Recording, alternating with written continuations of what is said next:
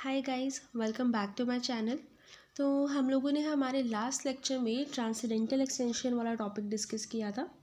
आज हम लोग फाइनाइट फील्ड वाला टॉपिक है वो स्टार्ट करेंगे। ठीक है, आज के लेक्चर में हम फाइनाइट फील्ड की डेफिनेशन डिस्कस करेंगे प्लस दो और डेफिनेशंस डिस्कस करेंगे जो कि हमारे लिए इम्पॉर्टेंट हैं। ठीक है, तो सबसे पहले जो डेफिनेशन है वो है करेक्टरिस्टिक की। ये करेक्टरिस्टिक है क्या, तो सबसे पहले हम लोग ये देखते हैं। Let F be a field.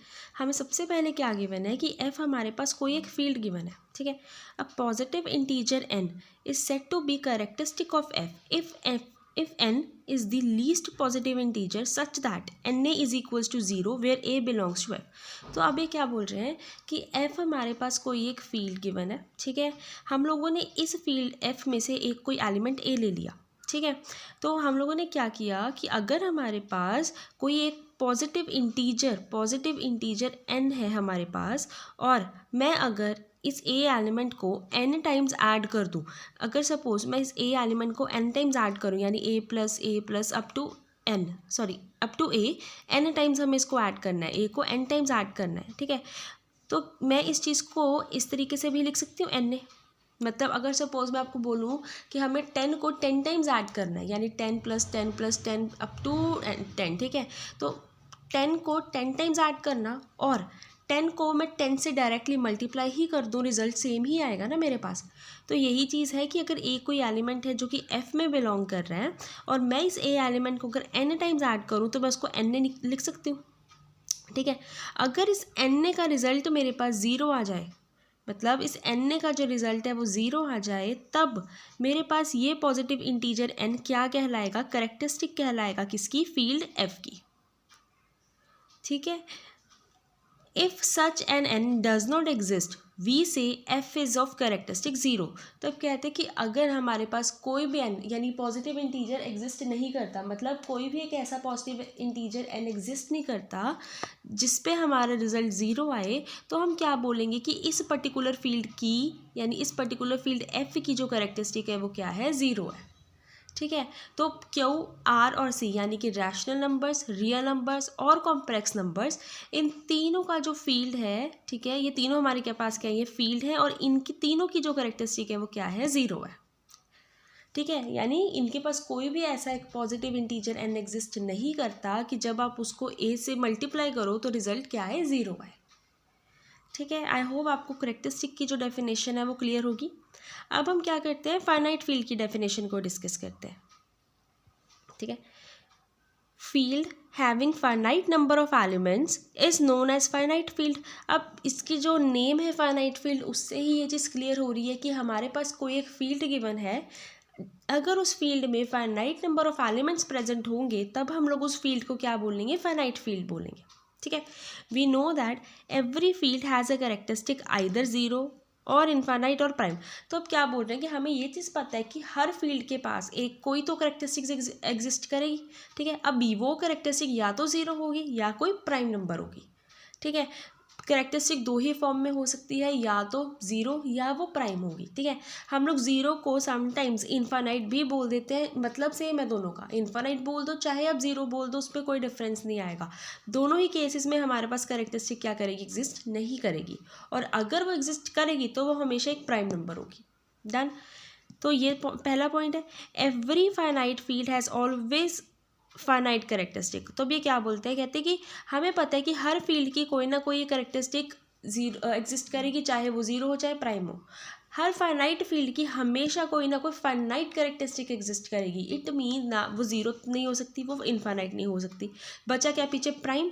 तो इस पॉइंट से हम लोग ये चीज़ बोल सकते हैं कि हर फाइनाइट फील्ड की जो करेक्टरिस्टिक होगी वो क्या होगी, एक प्राइम नंबर होगी।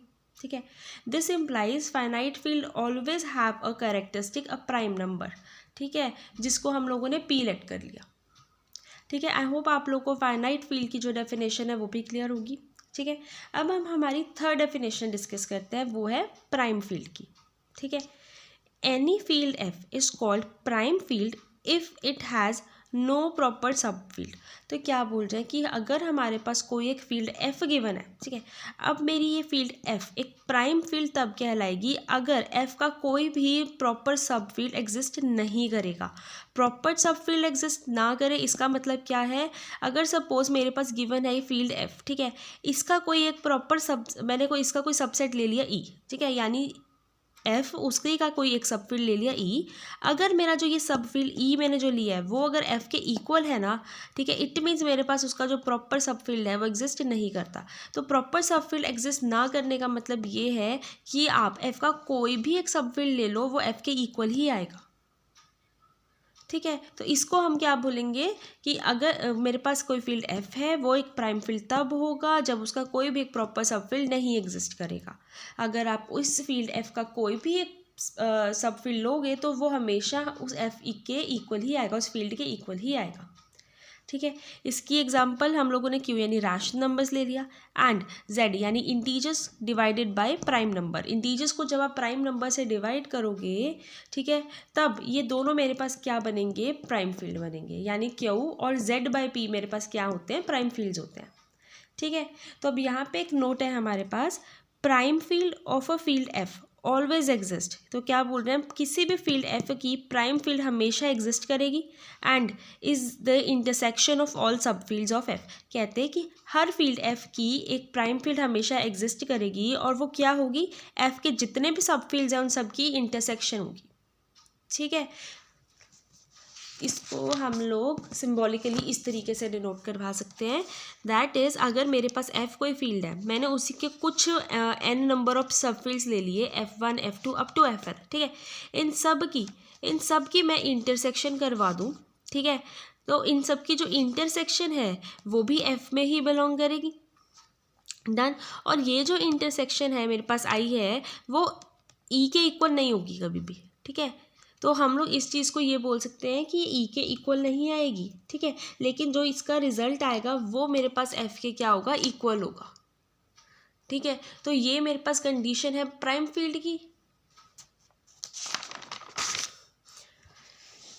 और अगर मेरे पास ये कंडीशन सेटिस्फाई है, इट मीन्स मेरे पास जो फील्ड गिवन है उसका कोई भी प्रॉपर सब फील्ड क्या एग्जिस्ट नहीं करेगा। तो अगर प्रॉपर सब फील्ड एग्जिस्ट नहीं करता तो वो मेरे पास क्या कहलाएगा, प्राइम फील्ड कहलाएगा, ठीक है गाइस। आई होप आप लोगों को मेरी ये तीनों डेफिनेशंस हैं वो समझ में आई होंगी। अब नेक्स्ट लेक्चर से हम लोग फाइनाइट फील्ड पे बेस कुछ थ्योरम्स प्रूव करना स्टार्ट कर देंगे, ठीक है। Okay guys, thank you so much.